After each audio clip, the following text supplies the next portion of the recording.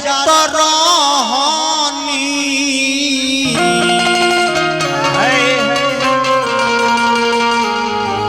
धीरे रे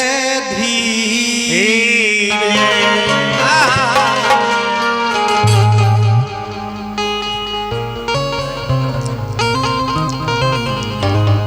सतीश बाबू आ गौतम बाबू ये पूरा सतीश बाबू गौतम बाबू के पूरा घर परिवार के तरफ से हजारों हजारों रुपया माता जी की अंतिम विदाई में कि हम आखी देखनी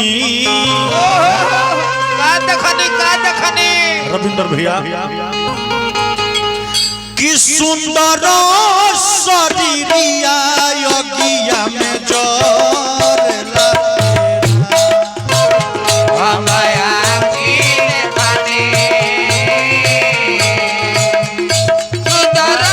शरीरिया योगिया में जोरला हम आखी देखनी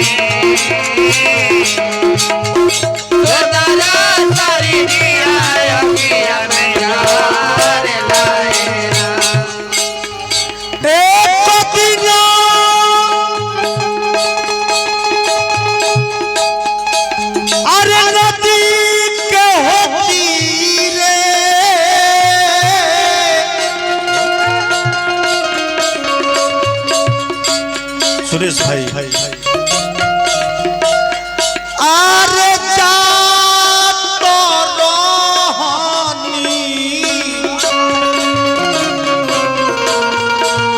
धीरे रे धीरे हम आखी देखनी सुंदर शरीरिया योगिया में जोरला हम आखी देखनी सुंदर शरीरिया योगिया में जोरला हम आखी देखनी सुंदर शरीरिया योगिया में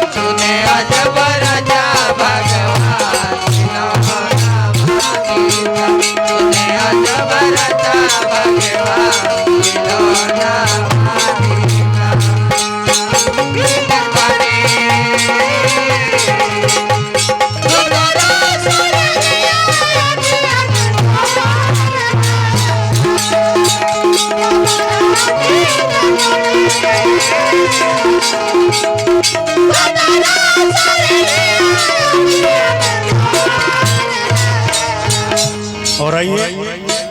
हम सभी के बीच में श्रीमान रमेश खरवार जी, एक बगल में मेरे गुलाब भैया बैठे हैं और एक बगल में रविंद्र भैया, और बीच में हमारे रविंद्र खरवार जी बड़े भाई दुदही से हम सभी के बीच में विराजमान हैं, जिनके तरफ से हजारों हजारों आशीर्वाद, बार बार प्रणाम माता जी की अंतिम विदाई में। और कहना है रविंद्र भैया के लिए और रमेश भैया के लिए, गुलाब चंद भैया जी के लिए कि ना मैं तकदीर ले जाऊंगा ना जागीर ले जाऊंगा, कि ना मैं तकदीर ले जाऊंगा ना जागीर ले जाऊंगा, अपने सीने में छुपाकर आप सभी लोगों का एक छोटा सा तस्वीर ले जाऊंगा, एक छोटा सा तस्वीर ले जाऊंगा। और अगला लाइन बासवा के ले दीवाना घाटे वैले चारी रे जाना, बासवा के ले दीवाना घाटे वैले चारी रे जाना, बासवा के ले बीमाना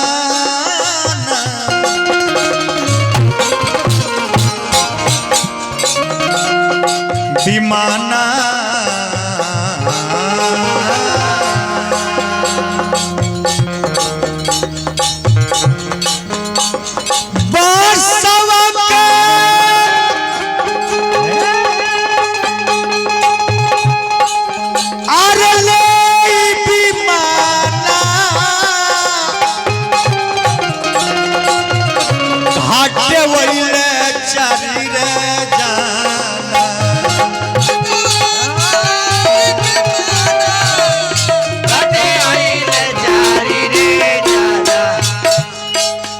मुहवा पर अगिया अगिया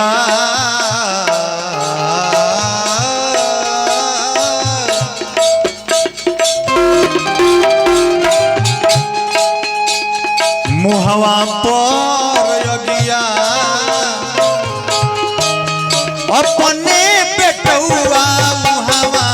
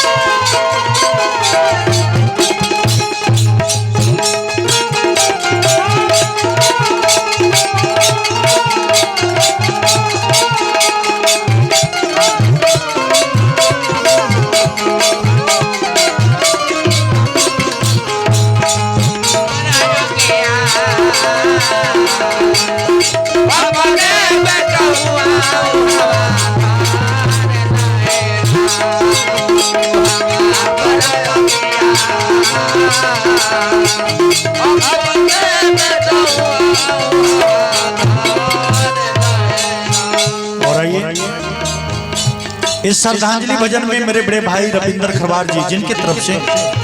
आशीर्वाद और मंगल कामना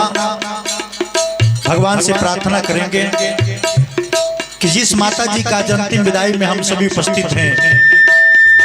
और माता जी की आत्मा के शांति प्रदान करी, अपना चरण में स्थान दी, भगवान से निहोरा करे के बाद। लेकिन एगो लाइन कहे के बाद कि शरीफों के जमाने में शराफत कम नहीं होती,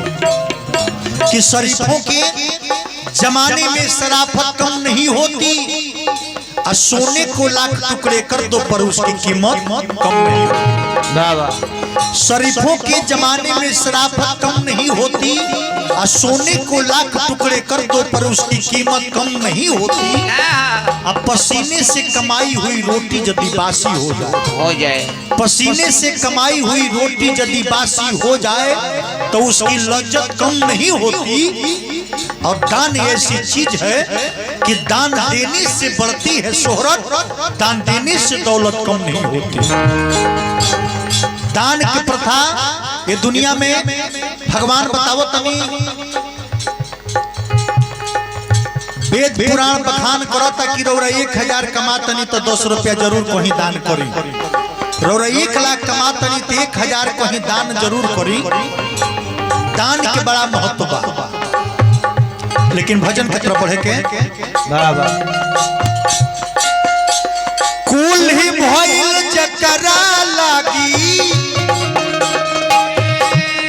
अरे उहे दिहल समूह पर आगी।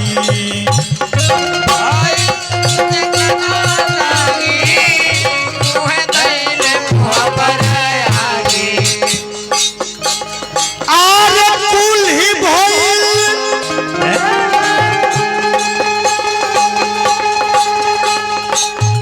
अरे जकरा हो लागी,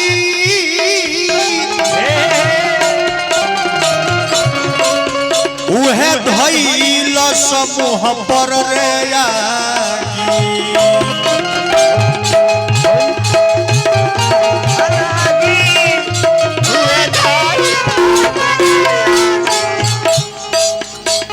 अरे बेटा के जरले अरे बेटा के जरले माई बाप के नसवर तनवा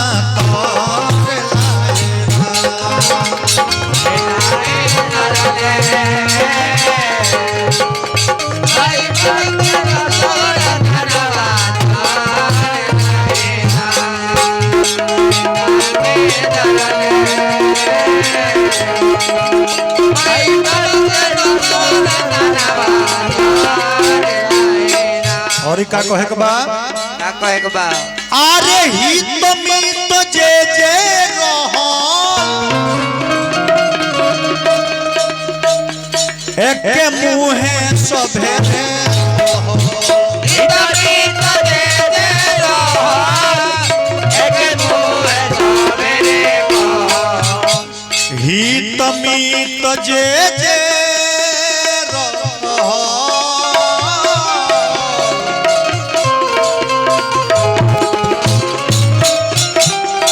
अरे रहो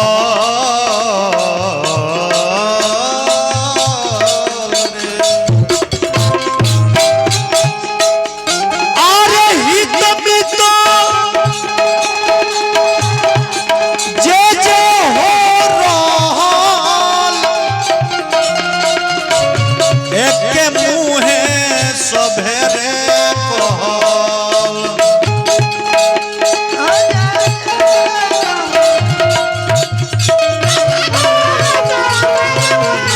का कहल सुरेश भाई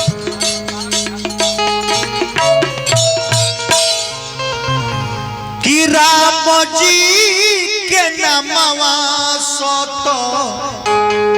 बाड़ नु राम